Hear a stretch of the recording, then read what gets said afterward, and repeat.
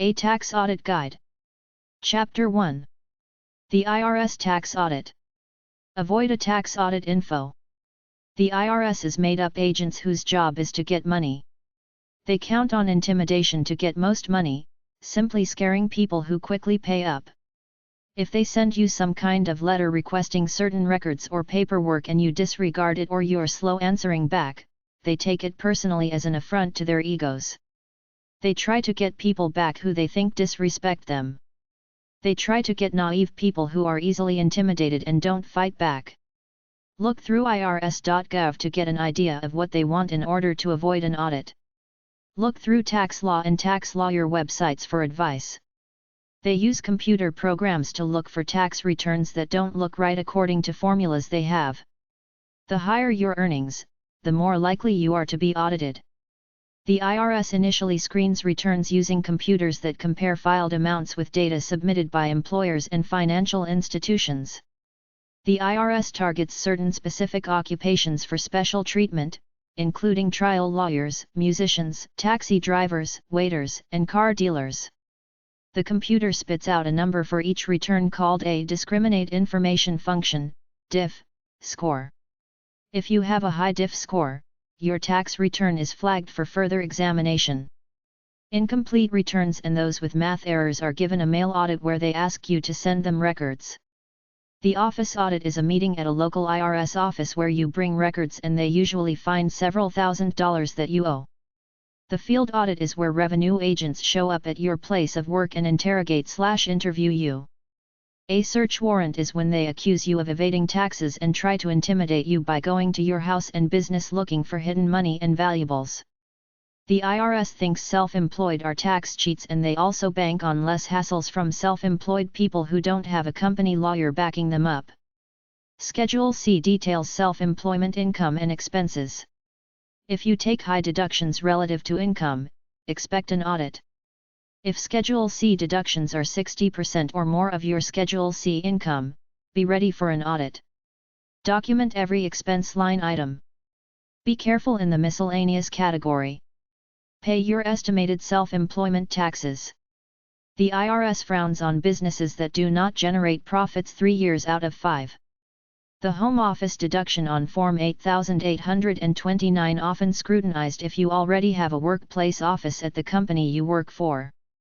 You have to calculate the prorated amount of housing costs based upon the amount of space used for work. Make sure all the attachments are complete. Put N/A in place of a blank line. Include documentation for large deductions. If you need to provide an explanation for a deduction, use the IRS Form 8275. If your recent return has a problem, file an amended return and send in your payment in a check with a letter explaining your error. The statute of limitations on tax returns is 3 years. If they don't find an error within 3 years, you're free and clear. Don't alienate employees, friends, or lovers. They might call the IRS on you. Answer questions truthfully but do not volunteer any extra information. Don't try to buddy up to the agent. He or she will resent that as a cheap ploy. If you act professional and unemotional, it gives you more leverage because the IRS agent thinks you might dispute some dubious claims he makes about improper deductions and other errors. If you can afford a tax lawyer, let him handle it. If you cannot afford a tax attorney or tax accountant, you can hire an enrolled agent. Enrolled agents are federally licensed to represent taxpayers with the IRS. National Association of Enrolled Agents. 800-424-4339. 301-212-9608. NAA.org. If you're paranoid about getting caught as a tax cheat, get a tax lawyer to make an anonymous offer to solve the problem. Some tax experts suggest self-employed professionals incorporate as S corporations or partnerships which are rarely audited. The IRS Tax Audit 1. Right up front, a former IRS agent told me that the way to avoid an audit is simply to file for the 4-month extension via Form 4868. This puts you out of the routine processing cycle and the computer won't select your file for an audit. Other IRS employees dispute this and say every file, regardless of when filed, is subjected to the computer's discriminate information function. Who gets audited is determined by a computerized scoring system where individual items on the return are tallied up, and the higher the cumulative score, the greater the probability of being audited. It's important to be truthful when filing your taxes, of course, but it's even more critical to be prepared to substantiate your return with complete records if and when the IRS comes knocking. The IRS looks for factors that are synonymous with cheating on taxes based on their previous experience in dealing with cheats. They have devised computer programs to look for these factors and separate out tax forms that have these red flags in them. Your job is to know what red flags they're looking for and minimize them. This will significantly reduce your chances of being audited. When the IRS computer scans your tax return, they look for things that are supposed to be there or correct. Every time the tax return detects an inconsistency, the tax return gets pulled out of the loop. Several or more inconsistencies means a major red flag and the likelihood that you will be audited. Double check to avoid simple math errors because the computer is looking for these. Don't round out your numbers. Use exact numbers. If you tend to round things off, it shows you're lax enough to fudge your taxes. All those forms you get with tax information on them, like the W-2, wages and salaries, W-20, gambling winnings, 1098, mortgage interest paid, 1099 int, interest earned, etc., use them in filling out your form and use the exact amounts they are quoted for. The computer is looking for inconsistencies here. Attach all required schedules to your tax return. Use the correct IRS principal business or professional activity code on your business tax return. Don't take unallowable deductions. The IRS has a questionable items computer program which looks for returns that don't look normal, returns with unusual deductions. If you run any type of business, you have to use a certain IRS code for that business as supplied elsewhere in this book. The IRS has norms for this type of business, kinda of like how much profit on X amount of sales. The further you deviate from their norms, the more likely you will be audited. The IRS is looking for business filers who don't show their inventory correctly. Of all the business types, the sole proprietor, the one-man show, has the highest likelihood of being audited. File on time or with an extension. Fill in all relevant blanks. Don't overdo the deductions. Sign your return. Watch out for personal deductions like gym memberships, hobby losses, manicures, depreciation, gambling losses, etc. Watch out for travel, entertainment, and employee business expenses, business education/upgrading deductions. Document your alimony payment with cancelled checks. Document large medical expenses. Include all those W forms that you get in the mail. Be very careful if you're self-employed, especially if you're a contractor. Get a good, upstanding tax preparer.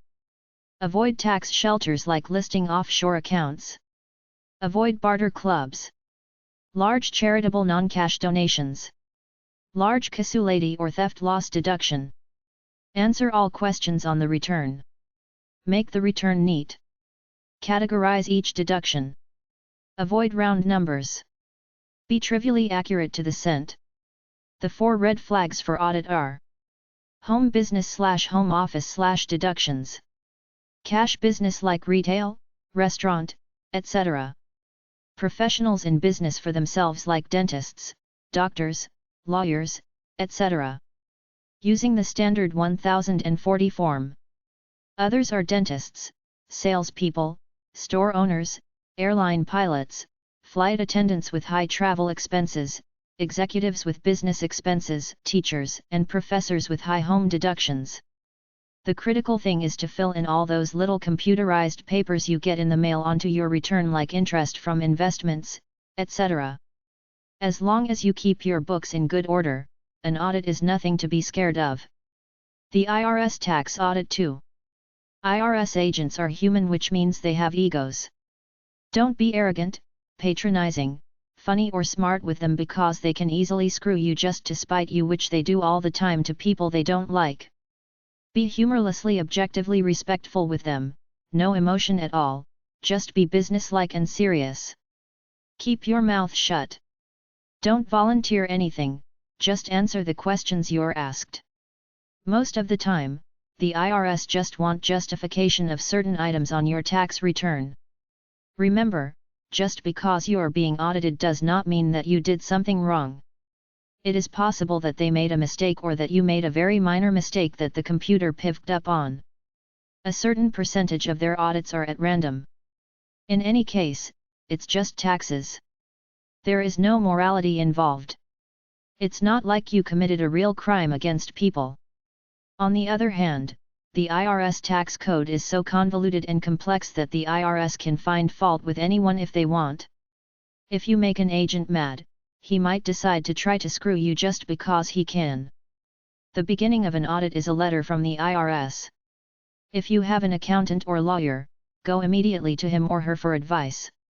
There are 3 general types of IRS tax audits: mail audit, office audit, field audit. The mail audit generally occurs when there is a small discrepancy in the return. They want you to submit paperwork and an explanation in the mail. An office audit is for either W-2 wage earners and small business owners. You go to the IRS office substantiating documents for analysis. This usually lasts half a day or less. A field audit is a big affair where one or more IRS agents go to the office of a corporation, partnership, a limited liability company or a big sole proprietorship to check things out. When you go to the IRS office, the only papers you should take with you are ones directly connected to the point of contention. If the IRS has a problem with a certain deduction, say travel expenses, take the receipts that will back up the deduction and no more. If you take your complete set of business records, the agent is sure to take some time looking for backup information for your deduction. In reality, they will be looking for other, unrelated items that don't look right. Every IRS agent has a heavy caseload and wants to collect as much money as he can as fast as he can. The more you can screw him up quietly by wasting time without appearing as a wise guy, the better for you. Bring in all your relevant paperwork neatly. Try to be his buddy nor scream about your rights as a free citizen in a free country. Be low-key and polite. If the auditor tries the fast shuffle of questions at you in order to get you to slip up, tell him you don't have all the answers, you'll have to look through your records. Look innocently overwhelmed when he asks a number of questions quickly. Explain that you're a businessman and deal mostly with running the business, not the paperwork. Bring your account with you if you want. With a professional accountant with you, the agent is less likely to try to bluff or bulldoze you. If he asks you for a document that he did not originally ask you to bring, tell him you're sorry but it wasn't on the list. If it was, you would have brought it. Tell him you'll be glad to go home and look for it. A common tactic is to ask you to fill out a cost of living statement right on the spot, which is basically a monthly budget of expenses. If you're married, tell him your spouse handles all the bills, otherwise say you can't remember right offhand, you'll have to check your paperwork at home. Present yourself as an honest, modest guy trying to earn a living through hard work. Try to waste his time. When he asks a question, refer to your documents, look for the particular document slowly and give it to him. Appear flustered and ask to go to the bathroom where you waste more of his time. If he says he will disallow a deduction because you don't have the paperwork, tell him you have the paperwork at home and will bring it in. If he refuses, tell him you want to talk to his supervisor. Remember, he's a pro. He interviews people all day long. If you come off evasive or condescending, he'll know. Play it straight and slightly overwhelmed by the IRS. Be on the lookout for his traps. Take personal deductions but don't go too crazy. Provide documentation for a bad debt deduction, large casualty or theft loss deduction, employee education expenses, alimony payments, large medical expenses and travel and entertainment deductions. The first thing they will probably ask for is travel and expense accounts. Include an appraisal with any charitable contribution like property or artwork along with the necessary Form 8283. The IRS focuses on people who invest in the following so-called tax shelters: motion pictures, real estate, farm operations, and equipment leasing. The IRS tax audit is generally an impartial review of your tax return to determine its accuracy. It is not necessarily an accusation of wrongdoing, but it's important to know that you, the taxpayer, have the burden of proving that your return is accurate. The IRS does not have to disprove anything. For example, if you gave $100 worth of old clothing to a charity but did not receive a receipt or have other proof that such a gift was made, you could be in trouble if you are audited. If the IRS questions the deduction and you cannot provide proper evidence that a gift, in such amount, was made, the deduction may be disallowed. Make sure you keep track of all transactions that you have made that resulted in a statement being made to the IRS. This could include wages, interest income from investment, Social Security income, unemployment payments, gambling winnings, freelance income, rent payments, royalty payments, prizes, payments made by medical and health services. Other red flags to the IRS are deductions for personal type things, tax shelter deductions, small, unincorporated business, married, filing separately, large charitable contributions, large casualty loss deductions, home office deductions, mortgage interest deductions, medical expenses, people taking unusually large deductions, multiple exemptions, tax shelters, alimony, cash jobs like bartender, waitress, etc., self-employment income, business travel and entertainment deductions, automobile expenses, theft losses, hobby business losses, fake dependents, non-qualifying IRA deductions, incompatibilities with bank and other statements, failure to pay self-employment tax, early pension withdrawals, self-employed people taking all the standard deductions without itemizing, unreported income. Some audit tips are: read the notice thoroughly, respond to the notice, prepare well, keep good records.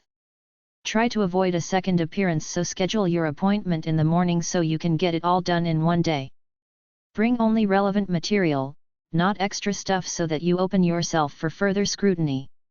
Don't give the IRS original receipts. Make photocopies.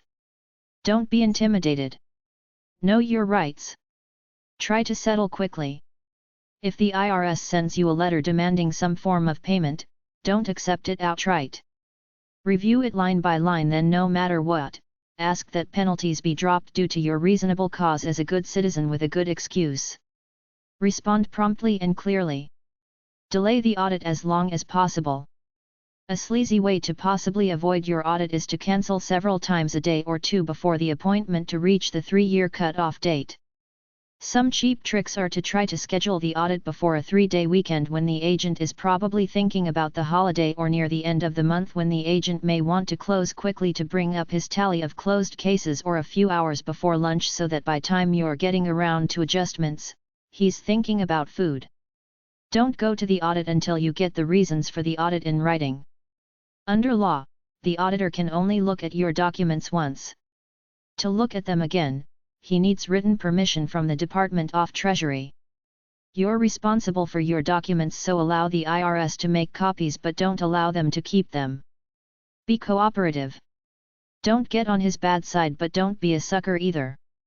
If he's snowing you, tell him you want your tax preparer to look at it. Don't volunteer anything.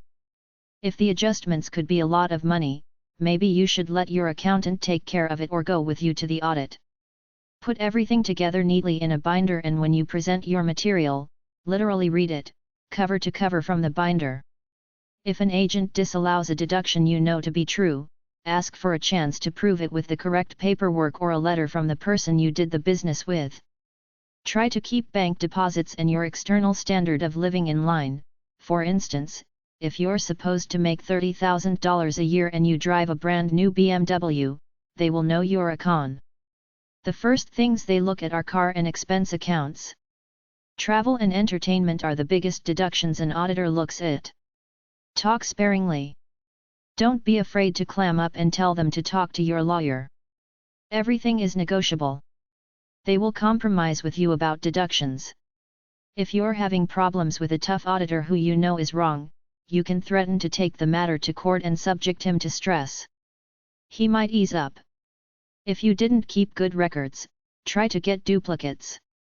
Based on past experience, the IRS knows that certain types of businesses typically keep poor records, deal in cash to some extent, and are more likely to fudge their taxes. Some of these are as follows out of the IRS Agent's Manual.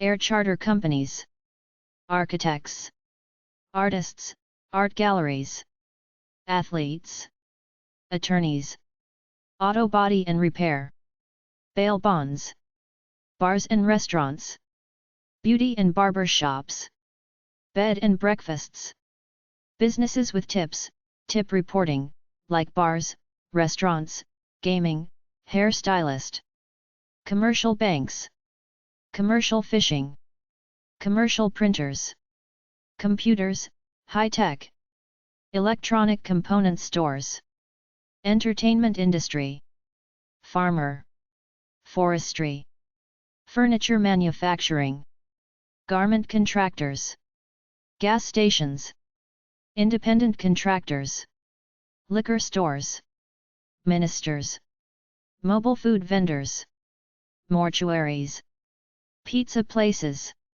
reforestation, tree planting companies, taxicabs, tour buses, trucking, used car dealers, winemakers. The IRS Tax Audit 3. The IRS computers score returns via a process called discrimination income function. They are programmed to pick up on risk factors, especially unusually high deductions. The IRS mandates that certain deductions must exceed a minimum percentage of your income before you can claim them. For example, medical deductions must exceed 7.5% of your income and casualty loss deductions must exceed 10% before you can claim them. Only a small number of taxpayers qualify, so if you claim these deductions, keep careful records. The IRS is also likely to look at your contributions to charity. If you deduct more than the IRS's statistical norms, you may be audited. You must have a receipt, not just a cancelled check, for any single donation of $250 or more. If you do not have a receipt, the IRS may disallow the deduction. A home office deduction may also be questioned. If you deduct expenses related to a home office, that office must be used solely for business-related activities. You must also perform the majority of your business in that office. A doctor who uses a room at home to do bookkeeping would not qualify for a deduction because it is not his or her main place of business.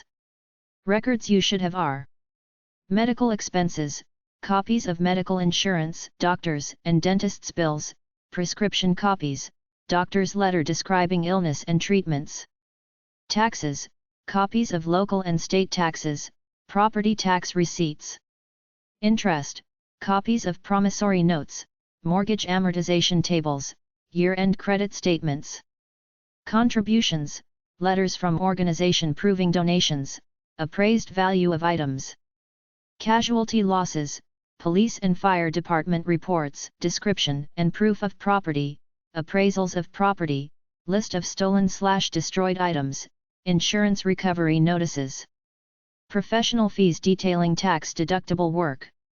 If you have enemies, they could easily call the IRS hotline and report you. If you're cheating, don't tell anyone about it. If you're notified that you will be audited, take it seriously but don't panic. Read the letter they sent you and try to figure out what they want. It may be just something simple, like signing your name on the return. There are 4 major types of audits. Correspondence audit is for minor mistakes. A letter from the IRS will tell you what documentation to send them through the mail. Once they are satisfied that it has the correct paperwork, the matter will be closed. A field audit is one in which the auditor comes to your business or home to verify the accuracy of your return. This type of audit is usually done if the return is complicated and involves business operations. If your records are neat and in order, it will suggest to the auditor that you are a conscientious business person. An office audit requires that you physically appear on a specific date and time at an IRS facility and bring your documentation. Bring only the documentation asked for, otherwise you will leave yourself open to an examination of all your records even if they are not in dispute. If you're unable to keep a scheduled audit appointment, phone and reschedule as soon as possible. The taxpayer compliance audit is the most dreaded, where they want you to go over your audit, line by line. This program, also called the Taxpayer Compliance Measurement Program, is a program where they pick people out for super audits where they go over returns line by line seeking proof of every deduction. On a low level, the IRS will look your paperwork over, find you default of some payments, you pay it, do some paperwork and it's over. If you disagree with the auditor, you can appeal to the IRS Appeals Office, which is theoretically independent from the local office that did your audit, but don't you believe it for 1 second. They're loyal to their own just like anyone else. If you cannot decide to agree or disagree with the results of your audit, the IRS has formal procedures to help you make up your mind. Within a few weeks of your audit, you will receive a letter that gives you 30 days to either agree with the auditor or file a formal appeal. The letter will explain the steps to take, depending on your choice of action. If you do not respond to the 30-day letter, or if you do not reach an agreement with the appeals officer, the IRS will send you a statutory notice of deficiency giving you 90 days to bring your case to the tax court. If you take no action, you lose your right to go to tax court and the IRS will assess the additional tax against you. There's no such thing as client-accountant privilege. If your tax preparer/accountant knows something deceptive about you, the IRS can easily intimidate him into testifying against you. Sometimes it's better to pay up to a letter from the IRS asking you for money from unreported income than to fight it. Just send a check with a phony apology of oversight. You can only be audited for the same things once every 3 years. Your best excuses are bad advice from an IRS employee on the toll-free advice line or bad advice from a tax expert. Ignorance of the law doesn't cut it. Because of the number of suits against the IRS, the new policy is that IRS agents can't enter a person's home unless invited in by the rightful owner. Asking the IRS to transfer your case to another district may be the key to avoiding an audit, since the case will be assigned to a new agent, go to the bottom of his pile, and if it exceeds the statute of limitations, normally 3 years, he may be too lazy to bother with filing new papers to extend it and drop it. You can hire a professional tax consultant to help you sort out your audit, but you still come out down because these guys charge up to $150 an hour. There was a case where an IRS agent was hammering away at this guy during an audit. The guy quietly asked to have the case reviewed by the agent's supervisor. The agent promptly shut up and closed the audit. You have just heard the sanitized version of an IRS tax audit, but I have reason to differ based on personal experience. I have seen them going into a regular citizen's life, subjecting them to untold indignities, charging them with tax evasion, putting them through a lengthy court process, then taking their money after all is said and done. The fact is that these IRS agents turn on hard-working, decent citizens that do something worthwhile with their businesses in this country. I have seen IRS search warrants where they swoop in on a small business owner and invade not only his business but his home, treating him like a criminal. It's like once they accuse you, their reputations are on the line, so they go all out to get you any way they can, and that means straight out lies. I have listened to enough talk radio to hear many horror stories about what these agents do to decent business people, all in the name of their almighty taxes. My point is to watch out for these guys. If they come, treat them nicely but never let your guard down. If they get you, hire a good tax lawyer and do some research on your own to find some of the fringe groups out there that are angry at the IRS. Maybe the Tax Reform Research Group can help. I heard some pretty rough stories on the radio, though I never thought to take down their addresses at the time, but there are groups out there that will help you if the IRS is after you. The Taxpayer Bill of Rights gives you the right to bring a recorder to your audit and tape it. The IRS has the right to record audits too. If they want to record it, which is seldom, you have the right to request a transcript within 30 days of the audit for a fee. If you intend to record the audit session, you have to send in the notice to the IRS at least 10 days before the audit. There is a form called Form 656, Offer in Compromise, where you can compromise a tax bill if you don't think you can ever afford to pay it. Just write out a sob story and say you will never be able to pay the full amount but can afford a lower amount. Taxpayer Service Division, 1111 Constitution Avenue, NW 2706, Washington, D.C. 20224, 202-622-7827, irs.gov. Free legal help if you have been audited. Nalo Press, 800-992-6656, nalo.com. Book about audits. The IRS Tax Audit 4. Every year more than 2 million audit invitations are sent out to reluctant guests. Most of the time, you are chosen for an audit by a computer program. The computer scans returns looking for items that may indicate an error. Large deductions in comparison to your income is one. Some are randomly selected by the computer that have no questionable items. Some types of deductions that auditors examine closely are those that you are not likely to have adequate documentation for.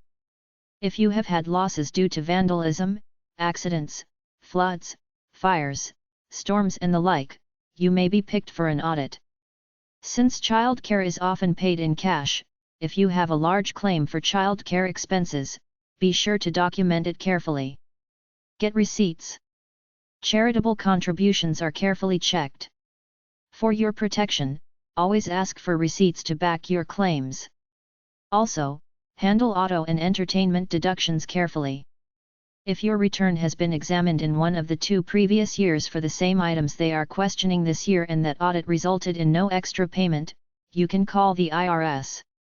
The audit will likely be suspended because they can't audit you for the same things more than once every 3 years. Once the computer kicks out your return for audit, it doesn't mean that you will be automatically audited. Your return is reviewed by IRS employees and they make the final decision on whether or not to audit your return. Many returns that have been kicked out are never audited. Some people never even know that their return was chosen by the IRS computer for an audit. After you have received your audit notice, you will want to decide if this is something you want to face on your own. Let your accountant or tax preparer in on the audit. It is best if you let him take care of all the direct communication with the auditor. He is in a better position to be objective about the whole thing, and it is important to be objective and unemotional with the auditor. Your tax preparer knows what the auditor wants to hear and will be able to discuss any problems and answer the questions more intelligently than you could. If your tax preparer wants to make time to consider the tax implications of certain information, he can stall for time with a simple, "I will have to check that with my client." Besides, he is more likely to understand the jargon and what the auditor wants. You will have to gather up all your receipts and other documents and make sure they are in order. Be sure they are orderly and understandable. Your tax preparer will likely have to find things for the auditor. It is also a good idea to go through the records and recalculate. Check the mathematics. Check transfers of figures from one record to another. Check your deductions in particular. If you find you made a gross error when you're reported, let your tax preparer know. He will let the auditor know. Give him only your receipts for each item that is being checked with totals. Don't volunteer anything that hasn't been requested. You do not have to give him cancelled checks, expense logs or other backup material. If the auditor decides he needs those, he can get them at a later visit. If you decide you want to handle this thing on your own, the same thing goes for what you say. Give him only the minimum answer with just a yes or no. Don't say anything you don't have to. Don't volunteer anything or defend your answers unless directly questioned about your reasoning. If you go alone, you had better be prepared to defend every entry on your return. If you have accurate and complete records, it will be easy to defend your entries. Your tax preparer will want those records to be accurate and complete too, if you have wisely chosen to have him represent you at the audit. A great deal depends upon what shape your records are in. An audit often takes place long after you filed, it could be years after, so if your records aren't clear, it will be pretty difficult to defend your entries. An audit can consist of one short visit or several visits over an extended length of time. It depends upon the thoroughness of the auditor you have been blessed with and the complexity of the return you filed. The auditor will probably operate in a less specific manner than you would like. You will probably have to suffer a time of suspense because the auditor does not have to give you any specific results right away, but you will be notified sooner or later. The result will depend on how accurately your return was completed, how well you handled the audit interviews, your auditor's opinions about what are allowable deductions and, of course, whether he and his wife are getting along, and that is why audits are so tough. If the guy decides he doesn't like you for one reason or another, he'll get you one way or another. Whatever the result, be prepared to pay, either the IRS or your tax preparer/accountant. Sometimes they decide that you did a good job of deciding what to put on the form so you don't owe them any money. Sometimes they will disallow a deduction or change a depreciation schedule or something so you will owe them some money. Whatever the auditor decides, you will more than likely end up owing your tax preparer for his services. You probably won't end up in jail unless, of course, you have been deliberately defrauding the government, but even then, quick payment can usually buy forgiveness. Prepare your return correctly. If it is apparent that there is no error on it, the IRS employee who reviews it will overturn the computer's decision and you will not be audited. If you have unusual or unusually large deductions, include proof of the deductions with your return, receipts from charities, receipts for other deductions so that the reviewing agent will know that you have not made an error and to convince him that there is no need for examining any further. When you include receipts or proof with your return, always be sure to keep a copy for your records. Don't earn over $100,000 and double-check your figures. Don't attract attention by using the established schemes like offshore trusts, abusive tax shelters or frivolous tax protest arguments. Tax court info. The U.S. tax court will hear your case if you dispute taxes owed valued at under $50,000, called an small case. You have to pay a $60 filing fee. The tax judge will come to your area to hear the case. Procedures are more informal than with bigger cases. If an audit finds that taxes are due, you will receive a 30-day letter giving you 30 days to appeal the decision. If the appeals division also finds that taxes are due, or if you don't bother appealing, you will receive a tax deficiency notice giving you 90 days to file a case in tax court. At that point, contact the tax court for the forms needed to file. The tax court generally hears cases before any tax is assessed or paid. The U.S. Claims Court and the U.S. District Court generally hear tax cases only after you have paid the tax and filed a claim for refund. The following steps outline the tax court procedure. The taxpayer petitions the court within 90 days of receiving the deficiency notice. Receives IRS response within 60 days. Answers IRS response within 45 days. Awaits scheduling of the hearing. Appears at the hearing where a tax judge hears the case and renders a written opinion. You can appeal a high tax bill by writing the tax court listed above or using the IRS Problem Resolution Program. Get the booklets. 1. Your rights as a taxpayer. 594. Understanding the collection process. 1546. How to use the Problem Resolution Program of the IRS. The courts are slowly starting to realize that some IRS agents are bullies. If you beat the IRS in a tax court, you can recover legal costs and administrative costs if you can prove that the action against you was unreasonable. Code Section 7430. Lawyersandsettlements.com. USDAexcourt.gov/USDC.INQ/ASP/search-party-options.ASP, Blackstone Docket Inquiry, Cases before the U.S. Tax Court. Itsdoc.com. 800-874-4337. Tax Court Document Retrieval Service. Tax Court. 400 2nd St. Northwest. Washington, D.C. 20217. 202-606-8754. USDAexcourt.gov. Contact them to fight your tax bill. Tax audit websites. Most of the tax returns chosen for audit in a given year are chosen by a computer. 1040.com 1099.com/c/ar/ta/red flags _t027.html, audit red flags. 4taxhero.com/cm/custom/news.asp allbusiness.com/articles/1145-32-1850.html arthurconsulting.com audittrack.com bhz.com, specializing in tax preparation, audit, and financial planning.